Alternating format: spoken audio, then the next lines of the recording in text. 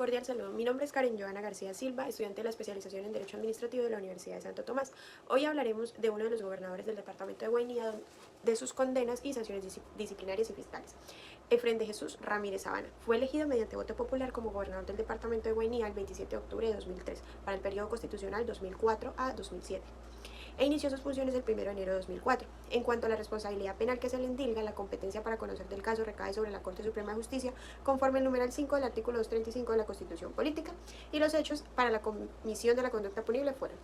el 27 de junio de 2007, Efrén suscribió el convenio interadministrativo número 1442 con el Instituto Nacional de Vías, en adelante Invías, cuyo objeto era el mejoramiento de la vía Inírida Huesito-Puerto Caribe, incluyendo la construcción de puentes, terraplenes y obras de drenaje para brindar mejores condiciones de vida a la comunidad local. Invías dio un aporte de 2.391.818.305 pesos y la gobernación un aporte de 160 millones de pesos. Para lo que se estipuló en una de las cláusulas que la gobernación realizaría los estudios y diseños pertinentes antes de iniciar la obra, lo que se omitió rotundamente.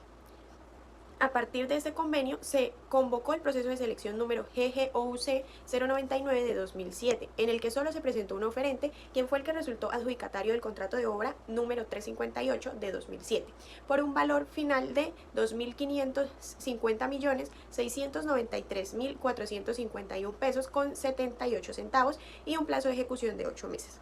Para la iniciación de esta obra se acordó en el desembolso de un anticipo equivalente al 50%, el cual fue debidamente cancelado al contratista, así como los 5 pagos parciales restantes,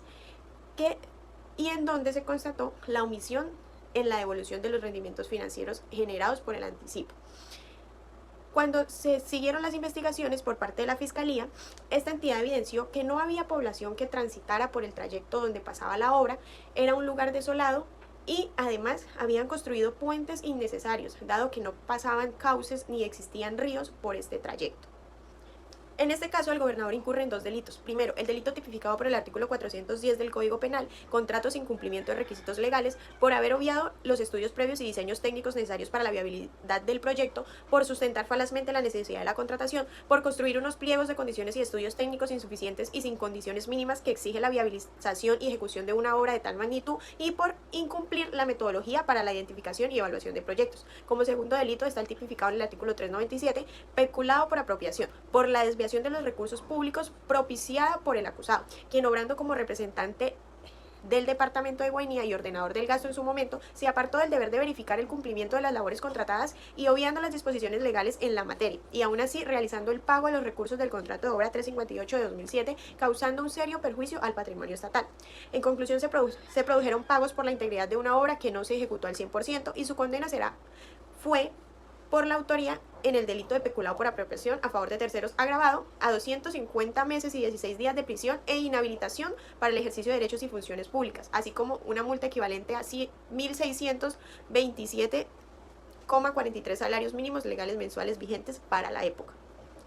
Y tenemos que existió una sanción disciplinaria interpuesta por la Procuraduría General de la Nación por fuentes de reportajes y revistas jurídicas como Legis, las cuales manifiestan que la sanción fue la destitución de su cargo y la inhabilidad para ejercer funciones públicas por un término de 12 años, por haber incurrido en una falta gravísima al violar sus deberes de vigilancia y control y al permitir la apropiación de recursos públicos destinados a la rehabilitación de la vía. No obstante, años atrás, a inicios de su mandato, el exgobernador también fue sancionado por la Procuraduría debido a la celebración del Convenio 113 de 2004 con Satena para la compra de 200 tiquetes aéreos destinados exclusivamente a estímulos para docentes,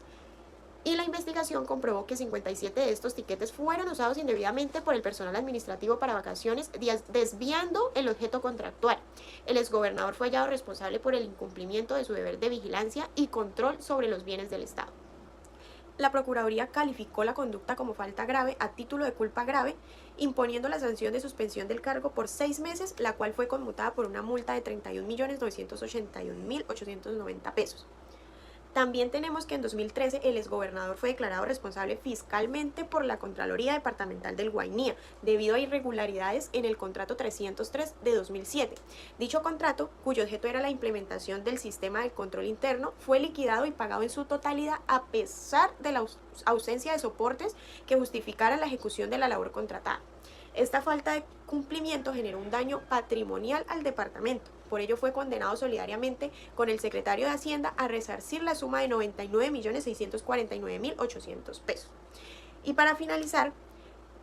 tenemos como conclusión que, aunque el ordenador del gasto delegue sus funciones, mantiene un deber esencial de vigilancia y control sobre las actuaciones del delegatario y por el cumplimiento de las obligaciones contractuales. La delegación no exime al ordenador de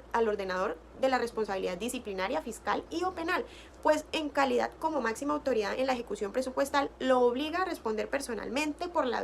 vigilancia continua de la gestión y el uso adecuado de los recursos públicos. Finalmente, nos damos cuenta que con esta investigación se evidencia que la mayoría de los funcionarios públicos que son condenados penalmente no reciben una sanción de responsabilidad fiscal ni disciplinaria y si esta existe no es accesible a la información a los fallos sancionatorios. Muchas gracias.